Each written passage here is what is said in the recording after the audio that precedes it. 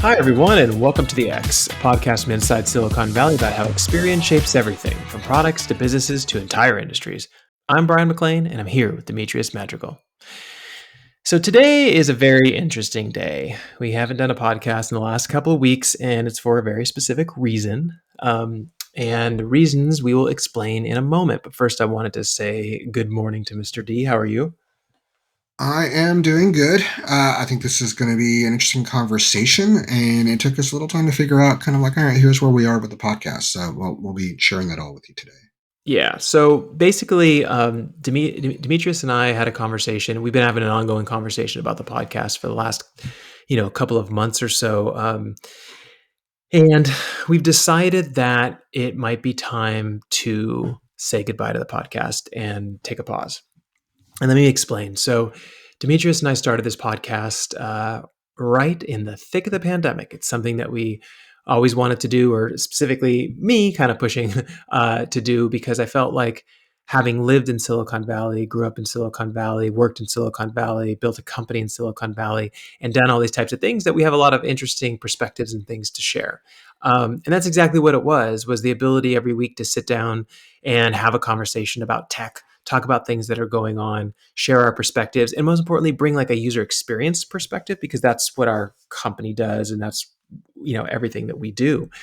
And we've been doing that now for like 3.5 years, which is crazy. We literally just sit down and record these things every week and don't think twice about them, beyond like answering any questions that people have and things like that.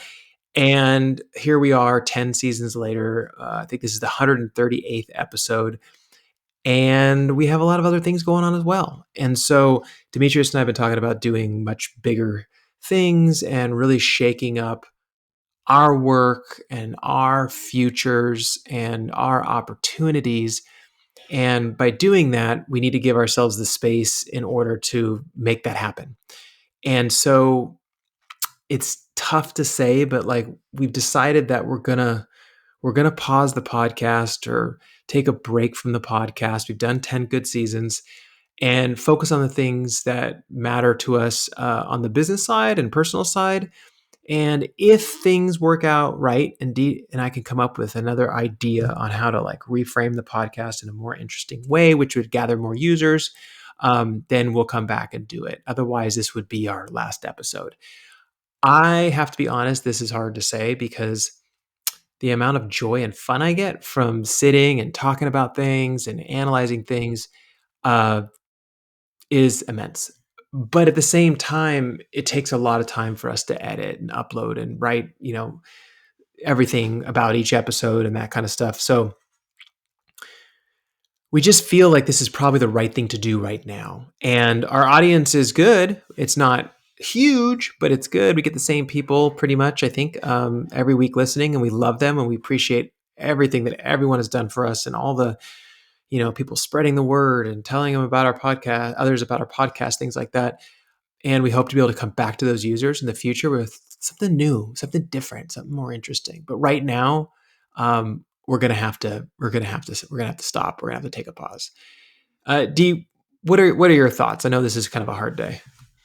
Well, it's one of those things where we enjoy doing it. We like getting together. We like talking, but we also kind of got to the point where it felt very much that we were kind of reaching for topics to discuss because we'd already said so much, and we were at the point where like, wow, do we just want to bring up the latest uh, incremental news on AI and kind of repeat the same points again, or do we have something new and fresh to say? And right now, I don't know that we have a lot. That's unless we start digging into like the politics of the industry and stuff like that. And we didn't really want to do that. We wanted to stay focused a little bit more on the experience itself and the technology and the users and what those and how things are evolving. And we're now at a point where I feel like there's a fairly set trajectory. There's not that much. The things that are coming out and the things that are happening are kind of revisions with spec bumps, like with new devices and things like that. And at some point, we might see some new use cases and new technologies come on board, but it doesn't feel like that's where we are right now. Yeah. Um, so I might come back to it at some point. Again, if we, feel like we have something to say. One thing that I think was that I come back to is that one of my goals within this podcast was always to kind of give the view of people within the industry as opposed to people who are commonly associated with it. You hear Silicon Valley tech bros and stuff like that, and most people are referring to investors. And to me, that's not Silicon Valley. To me, that's a bit of a funding engine for Silicon Valley. But for me, Silicon Valley and tech are the designers and the engineers and the people who are pushing things forward and doing the work, not people who are funding the work. So I Yeah. wanted to help bring that perspective and kind of give a voice to some of those people, some of our guests who've been on, um, to shift that maybe and show people that like not there's good people in every company, no matter how much you might dislike the company or dislike whoever is running that company. There are good people within that company. They're doing good work and they mean well and they're trying to do the best they can. And I wanted that to kind of be a big part of our message. Yeah, I agree with that. The guests we had were awesome, and I really appreciate everybody who came on and talked to us about what they do and how they do it and why and that kind of stuff. And we didn't want to make this a guest show. That's what people after hearing a couple guests got really excited about it. And I said, well, the reason why we don't want to make it a guest show is because everybody has a guest show. Like you can find many interviews from some of our guests and other people who are on the podcast. But what you don't always get is what Dee described, which is that true, like I live, work, and breathe Silicon Valley here, and I have a perspective and I see things differently. I used to tell people I have my finger on the pulse. Like I kind of know what's happening at all times, everywhere, and what's going on. And part of that is because I hear what everybody's talking about all the time. And that's why you'll hear me on the podcast in the past say stuff like, D, I'm not hearing any chatter about crypto anymore. And he'll say, yeah, it's Mhm. still there, but the chatter has died. And the chatter has died from the source, which is Silicon Valley, right? That's an example. I wanted people to know that. I wanted people to hear that. I'm not hearing anything, and that's usually a bad sign. This um, is true. Yeah. yeah, it really is, and there's many other signs that present themselves. And, I wanted to share those. And I feel like we did. And I do want to ask you, Dee, like, of all the episodes that we've had, the guests that we had, is there any one that really stands out that you really loved? That really kind of made you proud, or you kind of finished it and you were like, wow, that was a great episode? Well, the one that stands out for me the most was the interview that you did mostly with the head of Legion M. Me too. That was the one I had written down. We didn't talk Uh, about this, so you guys know. Same thing. Like Paul Scanlon, the CEO of Legion M Entertainment. I had met him, and then strangely, Dee and I, one of our clients, actually knew him. And anyways, so we reached out to him, and he wrote back and said, "Yeah, I'll do the podcast." We had the most thoughtful, interesting, awesome conversations about the inside of Hollywood. And yeah, I, to this day, when people say like, "Oh, I haven't heard your podcast before," I always send them that episode as a yeah. sample because I felt like it really highlighted what we do and how, if you do it right, you can really get a glimpse into what other industries are like. Yeah, I think that, and Legion M is a company, and that was Paul Scanlon, and he talked about how they were kind of integrating some Silicon Valley tech concepts into how they select movies to make and how they are using data in an interesting way. Um, I thought that was fascinating. I think there are other things that I really appreciated about the podcast that we did. I zero in on specific positions that we took. Like we called out during the pandemic when everybody thought that Netflix's content strategy was going to crush, that they were going to be flooding their platform with mediocre and poor quality product. And it's not really what to do with an entertainment platform. And not long after that, it kind of reflected in kind of the stock price and things like that. I think it was actually a reflection to some extent of the impending strikes that they saw coming. They Yeah, just want yeah, to, a lot of companies want to load up on content so they can ride out the strikes. Uh, but we similarly we made predictions around crypto and NFTs that largely came true. I still think NFTs have some kind of potential, for a back end technology of a type of version control or contract like management and things like that. But I don't think that they are consumer technologies. I don't think they're really useful as an investment. They're just kind of things you buy and hope they increase in value and then sit on a shelf, a virtual shelf Yeah. for you. We've made a lot of predictions that I think came out to be correct. And I think that's a lot because we are really connected with the users. We are really connected with what the technology can provide.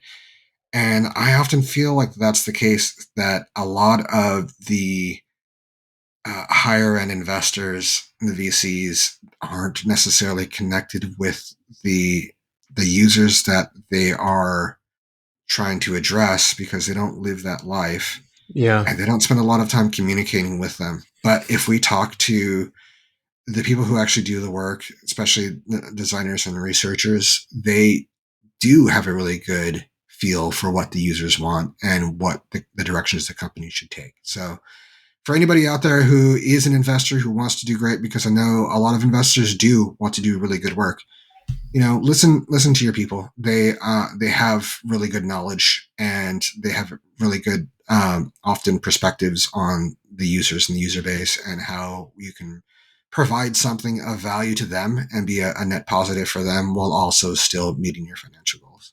Well, I think you nailed a point there that you've said over and over again, honestly, for years, which is that one of the pet peeves of yours has always been that a lot of times leadership doesn't connect with the users. They they connect with the people who are connecting with the users, but they're Yes, not actually connecting directly with the users.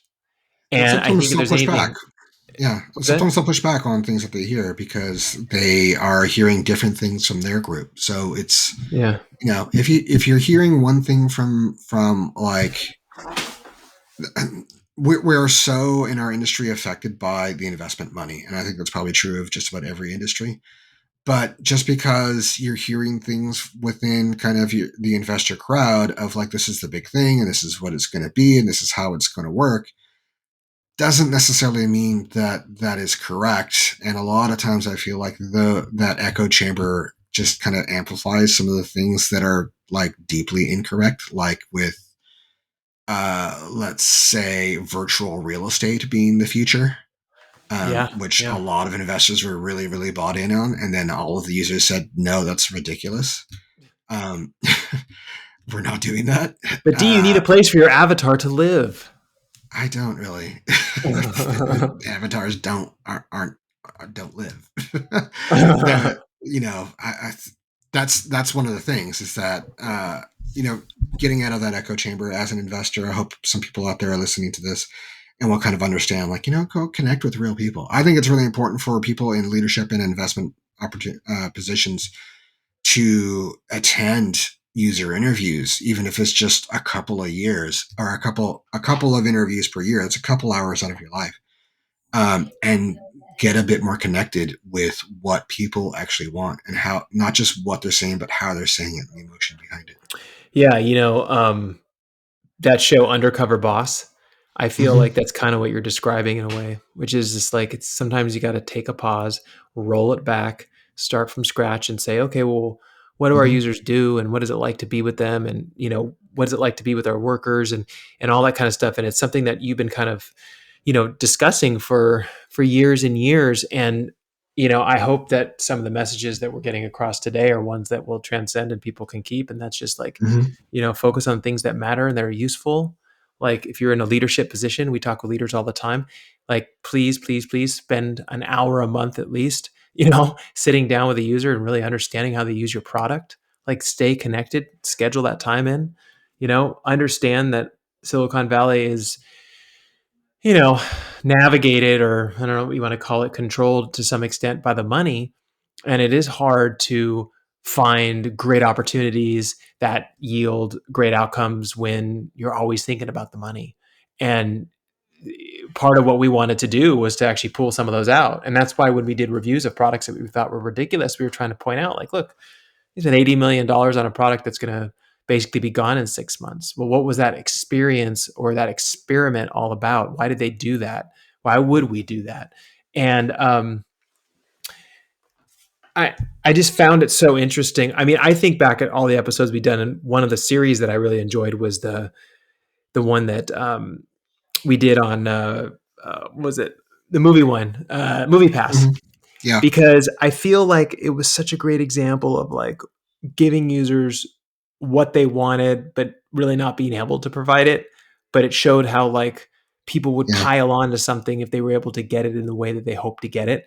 And then what Mhm. it takes to build a business around that and all that. Like these are all the crazy Silicon Valley stories that we wanted to share and explore because that's what this podcast was all about. And we're going to leave these episodes up. I mean, I'm going to make sure that they're all still available. So if people want to go back and listen to them or dig into certain topics and things like that, that stuff is out there.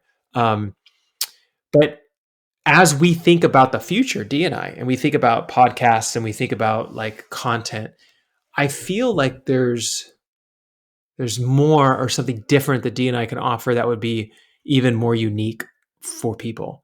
And Mhm.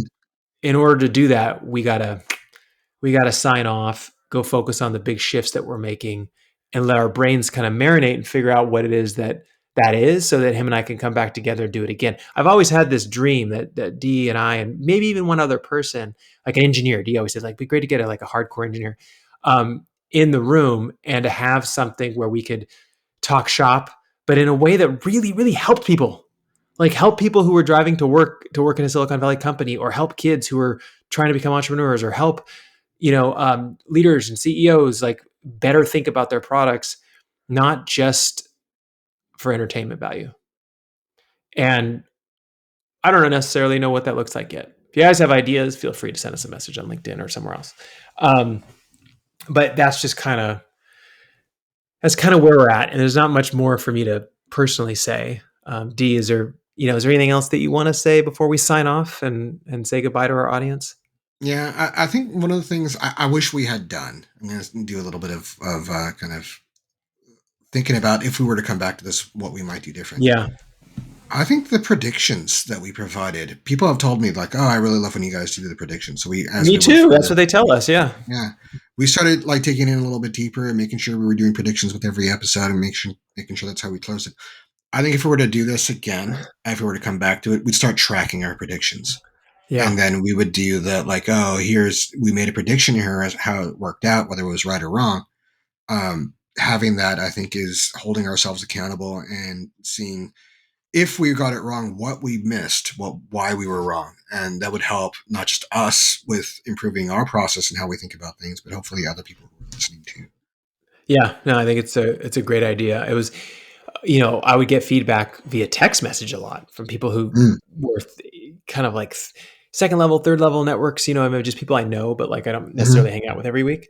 And they'd always say like, "Oh, I love that prediction that you made. That's crazy." And I think it's because they're looking to better understand opportunities. I always wondered if people were trying to use our predictions as a way of like investing in their stocks or something. Yeah, They never said that, but like I kind of wondered. Um, but also I think that people want to feel like they could predict the future. It's like our brains try to predict things and we're usually wrong. And yeah, so when you actually take a lot of data and line it up and then try to tell a story based on actual like factual information that you have, and then you have a prediction, it almost feels, like, wow, this could be real. And yeah, so that's what made it kind of fun, is that we would always come in with like, here's what I'm thinking based on what I'm seeing, not what yeah, I just, my opinion. yeah. I have one other thing that I'll kind of close with. I think there's been a lot going on within the industry, and I said we didn't really want to get in too much into kind of politics of the industry, but we wanted to focus more on kind of the outcome, like on the user, on the experience that our products and services can provide and how they can help people. But there is something going on as far as the all the layoffs that are going on. I Yeah. personally am not a big believer in mass layoffs when they're not strictly necessary. I think they're harmful to the business. I think they're ultimately harmful to the industry and to the user experience that comes out of it. I think you lose a lot of knowledge and capacity when you do so. And for every, I'd say, 10 or 20 people that you lay off, you get one or two that leave on their own because they're so turned off by the layoffs. Yeah. Yeah. I think it's detrimental. I look around and seeing companies who are making billions in profit who are laying people off. I understand they're doing it for the stock price and they're doing it for because they're restructuring. But somebody who has the skills who just hasn't necessarily been working directly in that field, those skills typically generalize. The most important thing, especially when it comes to a designer or a user researcher, is familiarity with the user base, not familiarity with the technology. You can become familiar with the technology, but the deep understanding of the users, what they care about, and what solves their problems, it takes a long time to process and internalize. So holding on to those people and putting them in the right position, even if it's a different technology that they on the surface don't have any direct experience with, that ultimately has the most value. And I think if we can respect people's capabilities and their dedication to the company when they're working hours that they don't necessarily need to work in order to kind of fulfill their obligations, when the company is understaffed, you extend that same courtesy back to them, that same respect when there is less work than maybe there needs to be for the staffing that you have. Then I think that's better overall Yeah, for no, that's everybody. well said. I mean, it's a hard time right now. Just as of today, as we're recording this, I think yesterday Cisco laid off like 5,900 people. Yeah. And I think a lot of them were local. And it's like, these are people that, have mortgages and families and apartments to pay for and like all that stuff. And, it's just, it's always heartbreaking. But like Dee said, there's a long term effect of like a lack of trust in your company, a feeling of abandonment, like things like that really kind of come up and make things make things challenging for everybody emotionally and physically. And so, yeah, yeah, I agree with you, Dee. It's a tough one, but with that I'll said, also one last thing about that is nobody ever. I mean the valuations, stock price, and perception of the company are based on growth, and nobody ever achieved growth by cutting. yeah, yeah, you temporary boost or something because it looks like your numbers look better on the balance sheet, but ultimately, like it's not growing the company. Yeah, and I agree with you on that. Like it's a tough time right now. It is a tough time right now, and a lot of my friends are struggling. So I, um, yeah, it's just an interesting place to be. But with that said, this is challenging for us and hard for us to do, but it is time for us to sign off. So I want to thank every single person who helped us along the way, from people who agreed to be guests who were like nervous and didn't know if they wanted to come on but came on anyways, all of our listeners who are so awesome and every week around the world who would sign in and listen to us and sometimes write comments and give us good reviews and things like that. It meant so much to us, means so much to us. And if we come back and do something different, we're going to try to come and court you again and hopefully like get you linked into some of the things that we're trying to do. But everyone, from friends and family to everyone who supported us through this entire journey, it has been remarkable. 10 seasons, what we consider seasons, right? 10 seasons, 138 episodes, phenomenal guests, gave us something to do to push us out of the pandemic. And here we are, and things are humming again. And we're very grateful and humbled by everybody who helped us along the way. So thank you all. And can't say I'll see you next week, but we do appreciate you and we hope you all and wish you all the best. Take care.